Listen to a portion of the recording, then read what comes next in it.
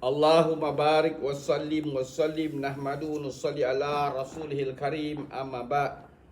Sayyidina Abu Sa'id radhiyallahu anhu berkata bahawa pada satu ketika Rasulullah SAW masuk ke masjid untuk menunaikan solat, lalu baginda SAW ternampak sekumpulan manusia sedang ketawa sehingga menyeringai gigi. Lantaran itu baginda SAW bersabda, jika kamu memperbanyakkan mengingati perkara yang menghapuskan segala kelazatan, yakni maut, maka pasti aku tidak akan mendapati kamu dalam keadaan yang aku lihat ini. Oleh sebab itu, perbanyakkanlah mengingati perkara yang menghapuskan segala kelazatan, yakni maut. Ini adalah kerana tidak ada satu hari pun yang berlalu kecuali kubur mesti menyeru, aku rumah asing, aku rumah sendirian, aku rumah debu dan aku rumah ulat. Apabila hamba yang mukmin dikebumikan, maka kubur berkata kepadanya, selamat datang dan alangkah baiknya kedatanganmu.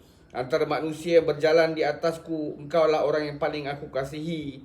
Pada hari ini engkau telah diserahkan kepadaku dan engkau telah datang kepadaku, maka engkau akan lihat layanan baikku. Selepas itu kubur akan meluas sejauh mata memandang, dan satu pintu ke arah syurga akan dibuka untuknya.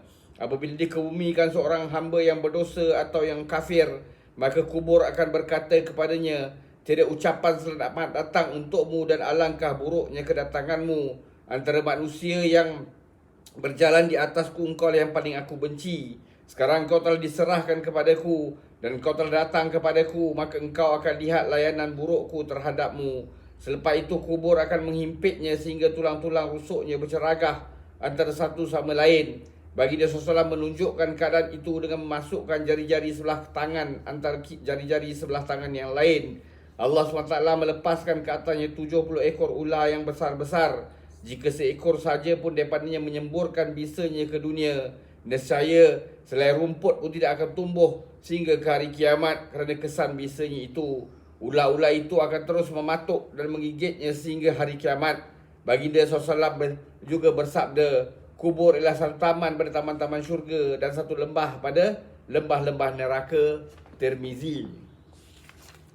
Sayyidina Anas bin Malik radhiyallahu meriwayatkan bahawa Nabi SAW bersabda, apabila seorang hamba diletakkan dalam kuburnya dan teman-teman yang datang mengiringi jenazahnya mula beredar pulang dan masih dalam jarak yang sangat dekat sehingga bunyi kasut mereka kedengaran oleh si mati, maka ketika itu datanglah dua orang malaikat lalu mendudukkannya dan menyoalnya, apakah yang kamu katakan mengenai lelaki ini, yakni Muhammad sallallahu alaihi wasallam? Si mati yang mukmin akan berkata, saya bersaksi bahawa dia ialah hamba Allah SWT dan Rasulnya. Mendengarkan jawapan itu, maka dikatakan kepadanya, lihatlah tempat kamu di dalam neraka jika kamu tidak beriman. Setelah Allah SWT, sekarang Allah SWT telah menggantikannya dengan satu tempat di dalam syurga. Kedua-dua syurga dan neraka akan dibentangkan di hadapannya. Maka dinampak kedua-duanya serentak. Ada pun orang munafik atau kafir juga akan disoal sedemikian, apakah yang kamu katakan mengenai lelaki itu? Orang munafik atau kafir itu akan menjawab, saya sendiri tidak tahu apa-apa mengenainya, tapi saya mengatakan tentangnya apa-apa yang dikatakan oleh orang ramai. Atas jawapannya itu dikatakan kepadanya, kamu sendiri tidak tahu dan kamu tidak mengikuti orang yang benar. Kemudian sebagai balasannya, dia akan dipukul dengan pedukul besi sehingga dia meraung dengan raungan yang didengari oleh semua benda yang ada di sekitarnya kecuali manusia dan jin. Bukhari. Semoga Allah Ta'ala bagi taufik untuk kita ambil iktibar, amalkan dan sampaikan. Subhanallahi wa bihamdihi, subhanakallahumma bihamdika, asyhadu an la ilaha illa anta, astaghfiruka wa atubu ilaik. Subhana rabbika rabbil izzati amma yasifun, wa salamun al mursalin, alhamdulillahi rabbil alamin. Taqabbalallah.